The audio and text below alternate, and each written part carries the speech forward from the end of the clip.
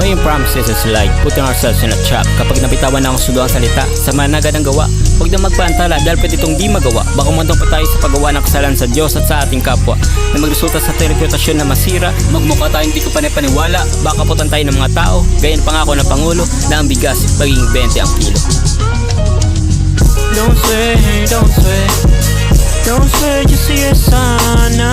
Don't swear, don't swear, don't swear, just say yes or no. Don't swear, don't swear, don't swear, just say yes or no. Don't swear, don't swear, don't swear,